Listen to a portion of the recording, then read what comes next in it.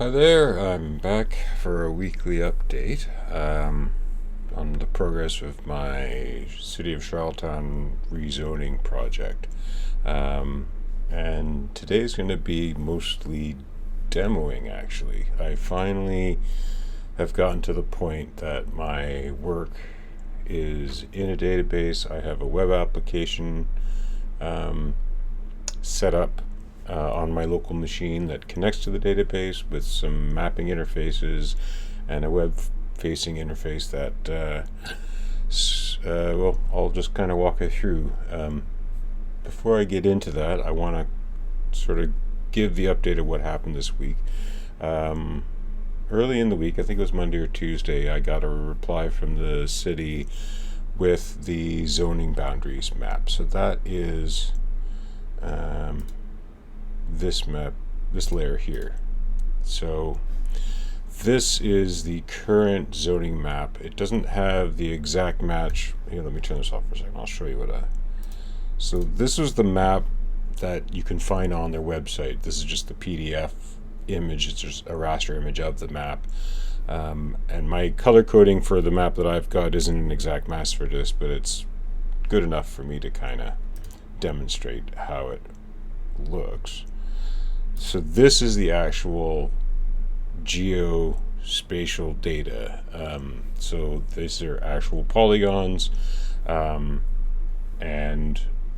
essentially it's everything, every zone in the city coded basically based on, if I select one of these here, for instance, this is the airport.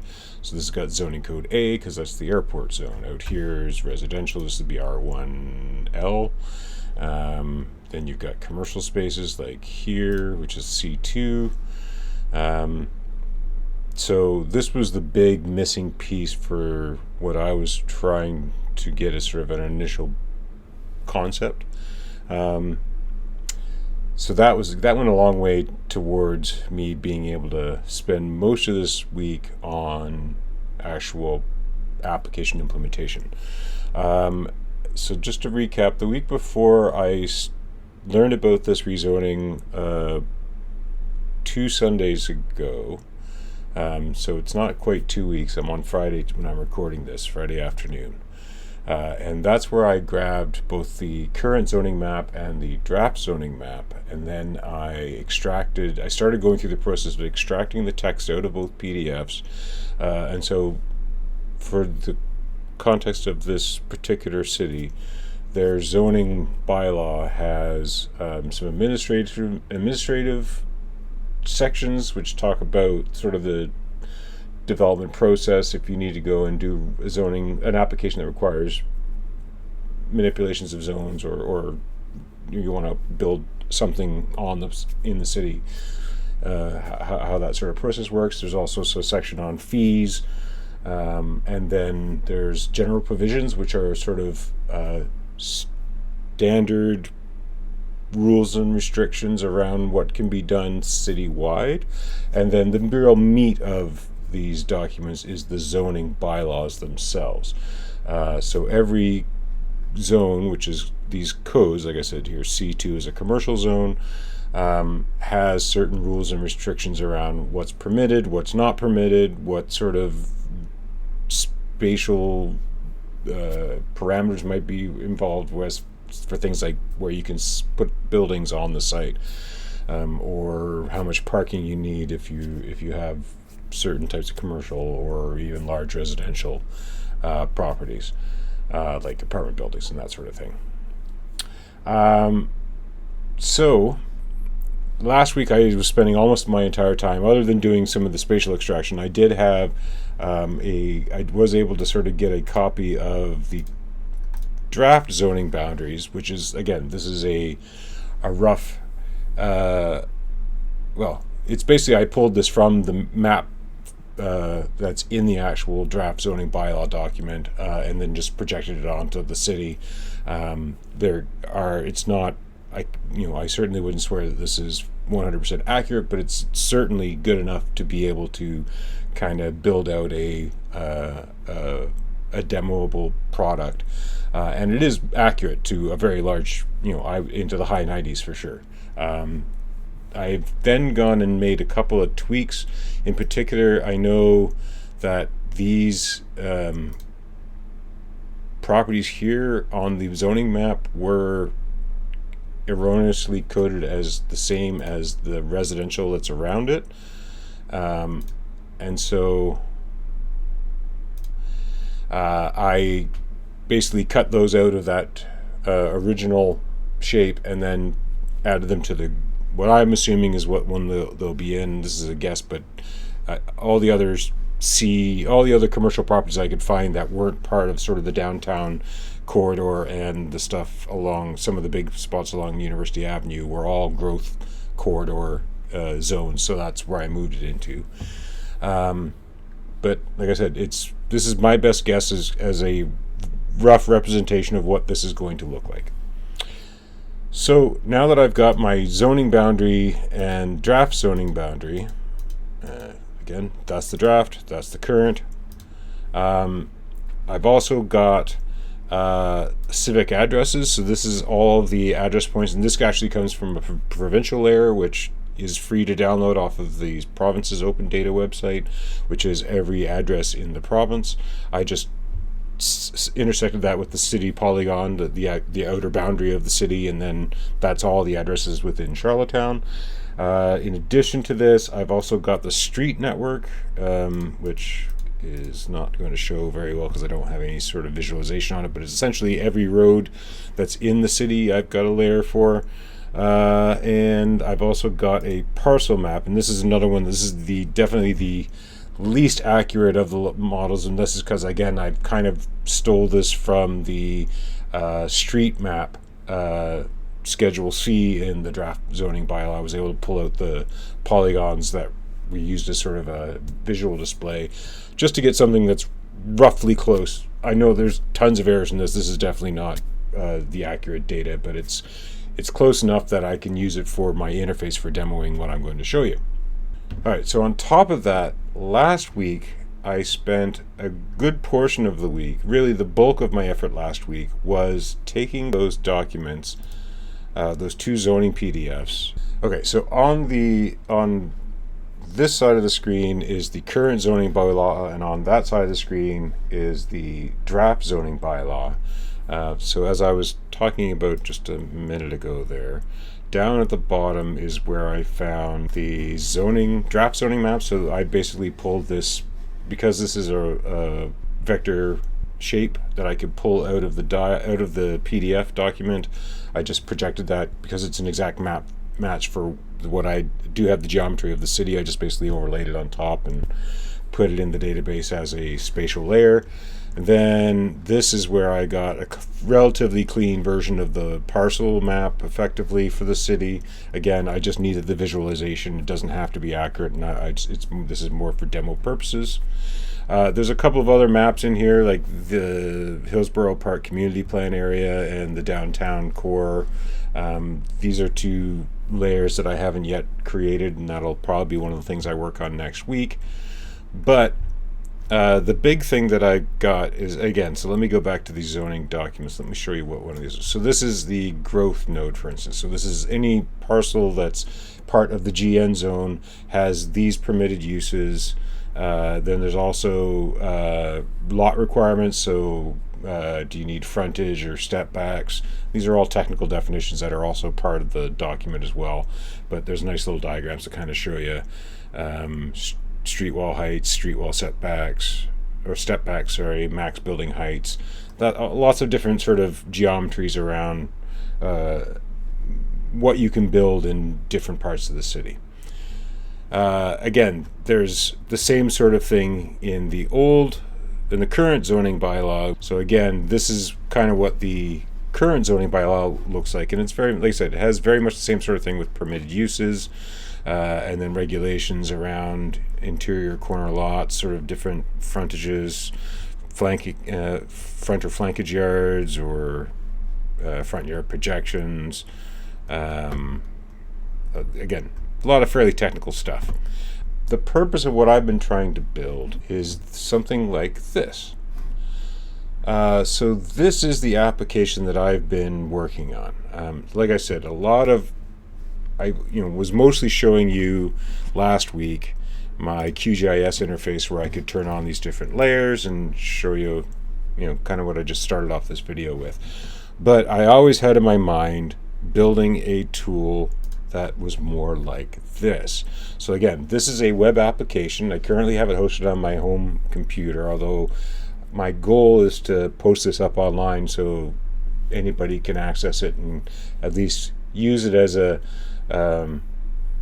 helpful tool. Again, I'm going to clearly indicate that this is not authoritative, and if you think you see something here that you think is wrong, definitely go and refer to the city's actual official documentation, either their current zoning document or their draft zoning bylaw, and those are the authoritative sources. This is not intended as an authoritative source. This is intended, though, as an assistant tool to help people kind of understand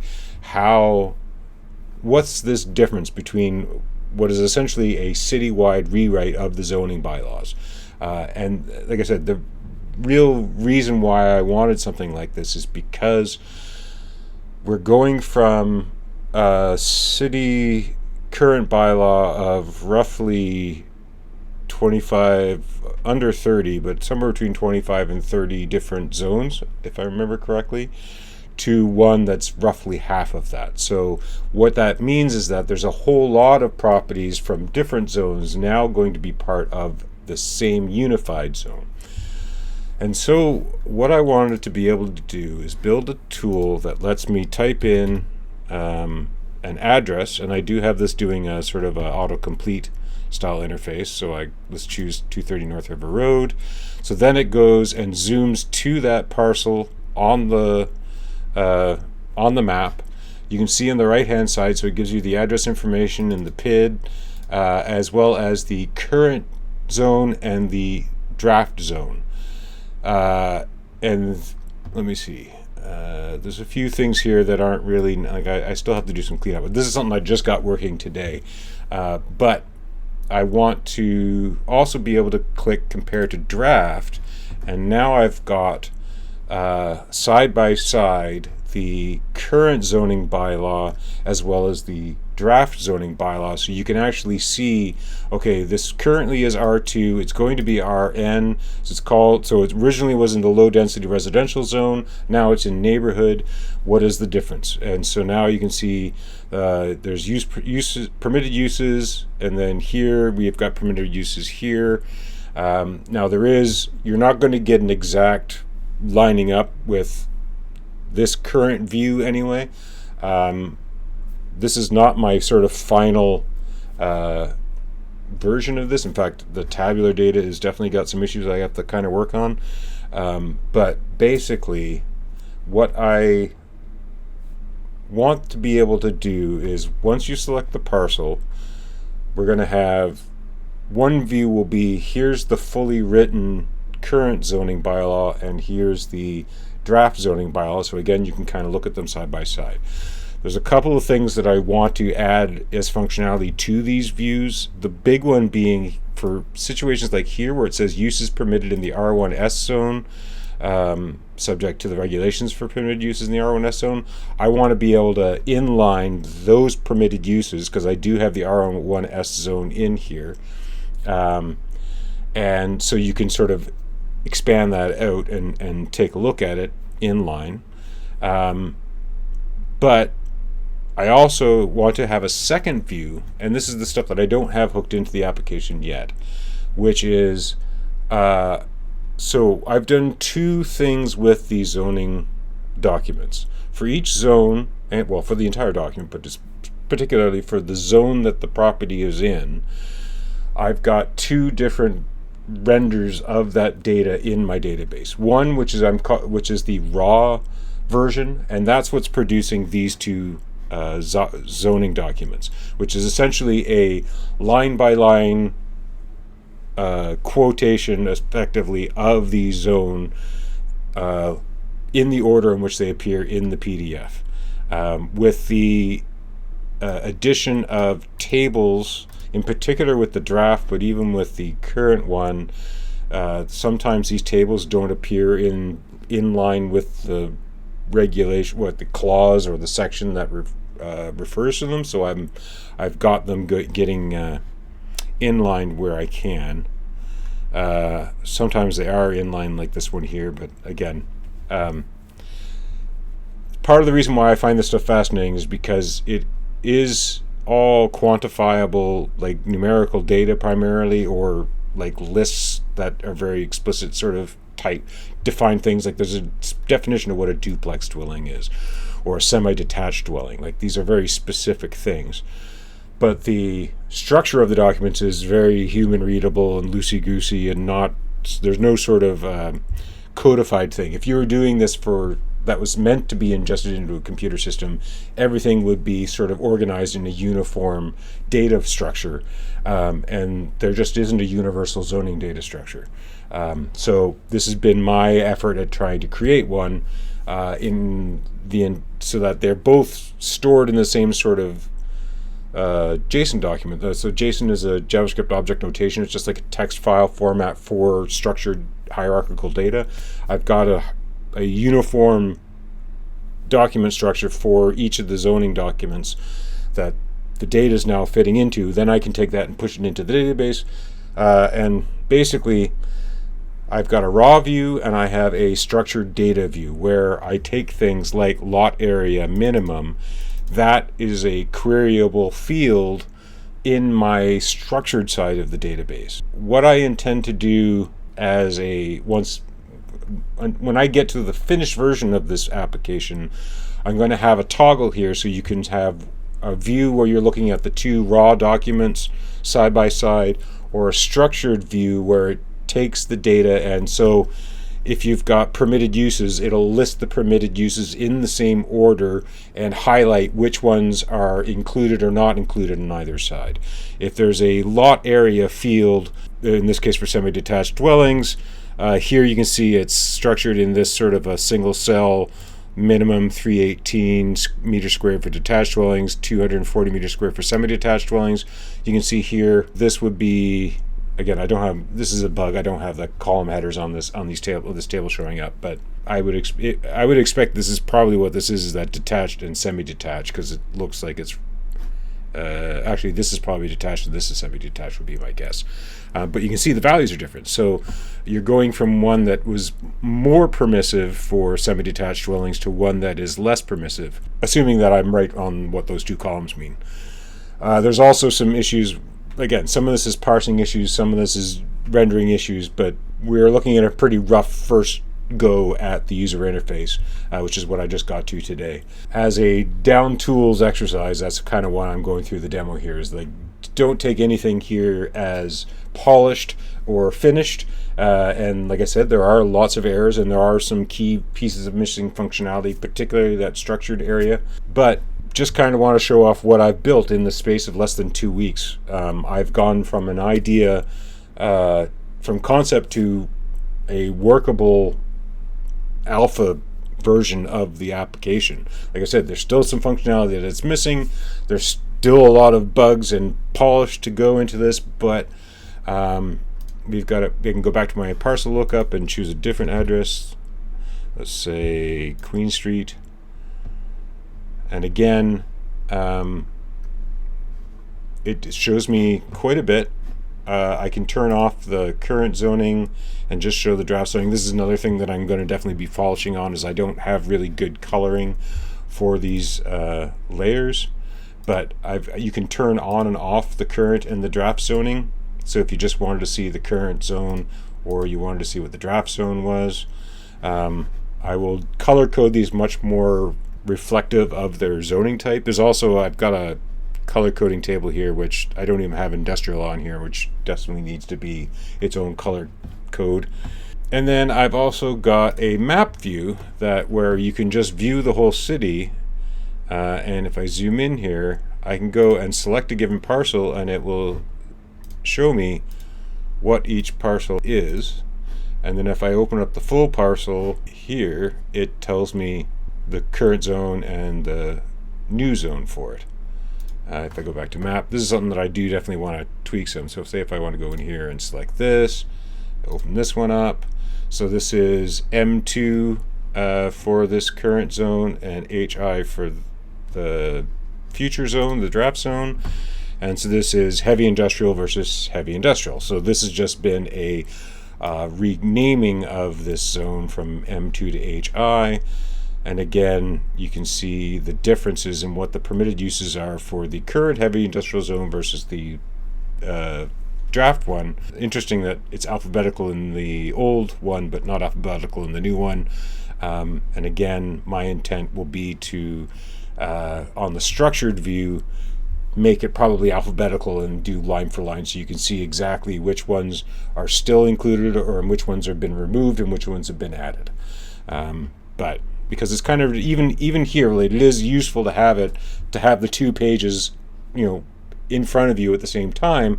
But again, I want to have a structured view that I'll be working on next week that actually allows you to even more easily compare the two and to see exactly what the changes are. But I just wanted to show this off. And you can see there's also quite a lot more in the new zone that's not in the regulations on the current zone. So again, the real purpose for this tool, other than as a intellectual exercise for myself to sort of figure out how I can use large language models to do software development, I felt like this would be a really useful public service for the community of Charlottetown as they're going through this process, to be able to really understand what it means when these zones are being changed and how it affects you at the parcel level. I think that's about all I really need to demo today on the application side. I think the last thing that I'll talk about is about how I'm using these tools. A couple things that I want to cover just on the implementation side. So like I said, last week I had a parser extractor that would pull the text out of the PDF and put it into these folders. So I've got one folder here, which is the Charlottetown one, which is the current zoning bylaws. And so we've got all the general provisions in one JSON file here. I would have done this differently. Because it is actually separated into chapters, and when we moved on to the draft document, I did have them in separate JSON files. In retrospect, I would have done that for the current bylaws as well, but it didn't matter because they were still structured in data that I could push into the database. There's also a design standards 500 lot area, so that's the sort of the heritage part of downtown, just towards the water from the legislature and the Confederation Center. There's also a definitions document, some appendices, but the big part is the zones. So again, you can see here in the Charlottetown current zoning bylaws, all of these are zones. The R ones would be residential, the C's are commercial, D's are for downtown, M is industrial zones, and then there's a few like P, I think, is parking. PZ is port. Is that what that one is? Port zone. Yeah. So there's a few special case ones. And then in the draft zone, we've got just these many. So again, we're probably about 15, 16, 17, 18 zones here.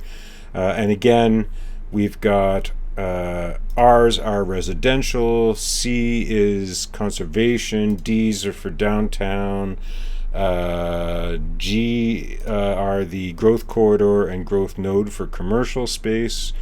Eastern Gateway is a special part on the eastern part of the city. BP is the business park. AP is the airport and the peripheral area of the airport.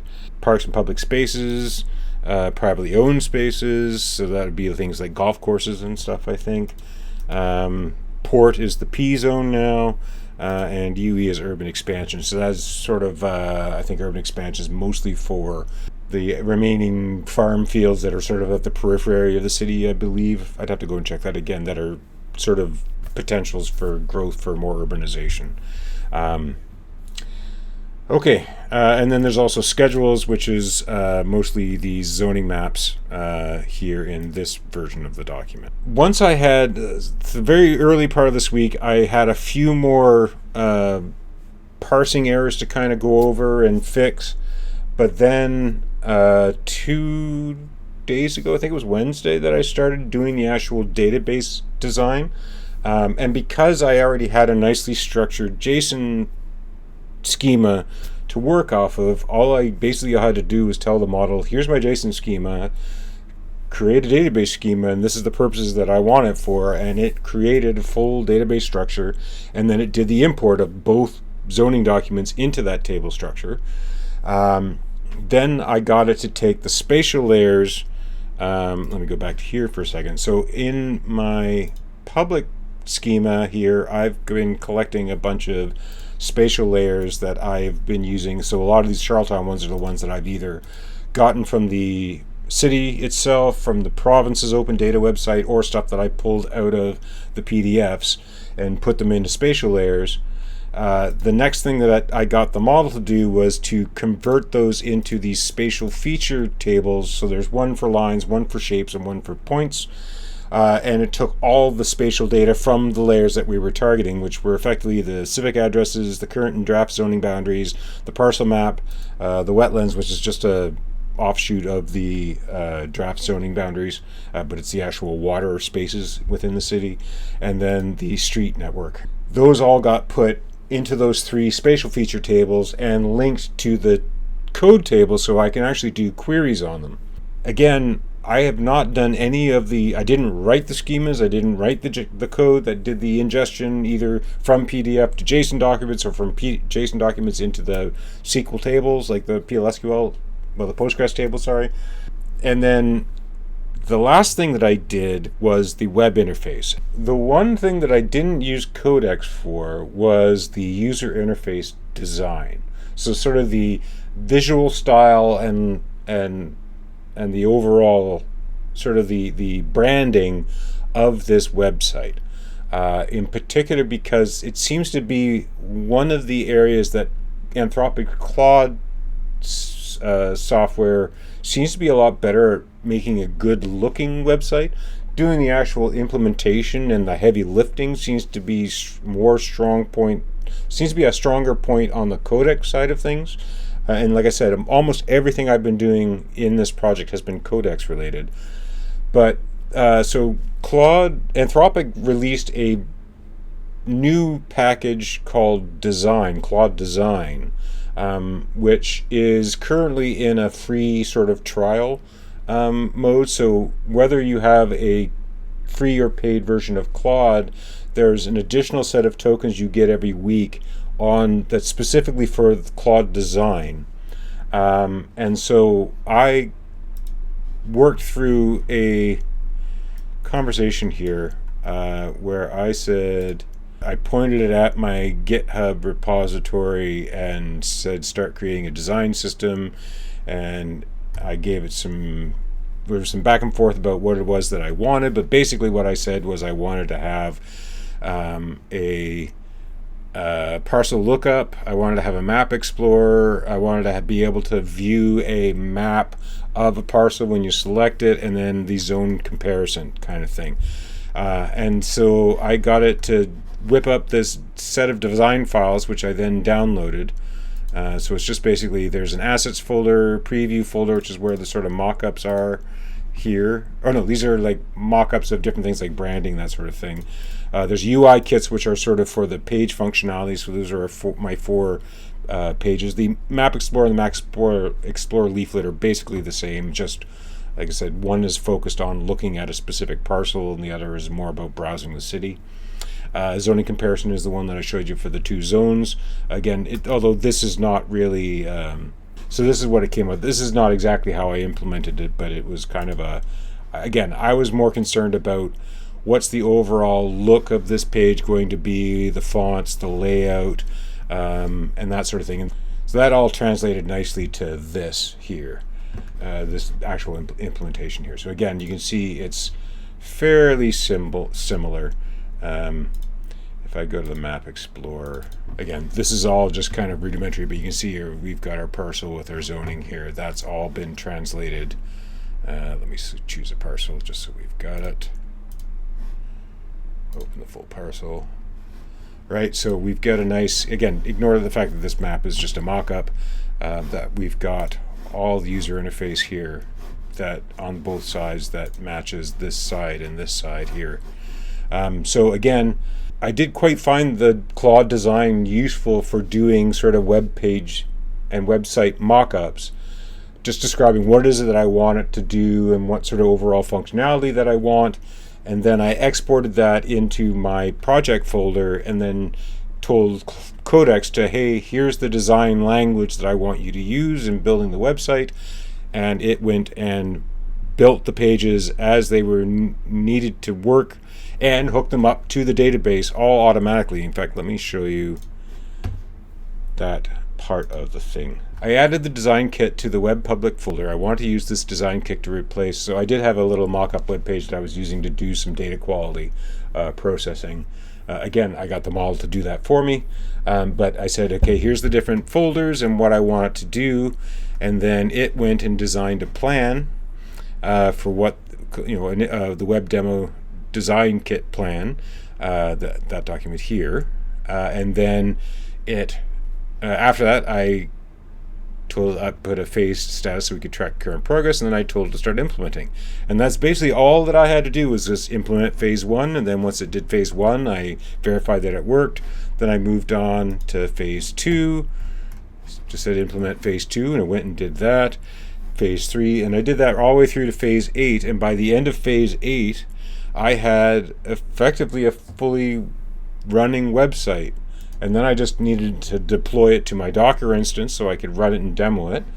And the only other thing that I did was have it with some of the user interface. So again, once I had it loading, it was doing some weird things with the zoning comparison where it wasn't showing both the zoning documents. So I told it there was an issue with the comparison endpoint on the web application. I want the entire current and draft zone text, including all clauses and reference tables, listed in the current citations and draft citations panel. So that's those two panels.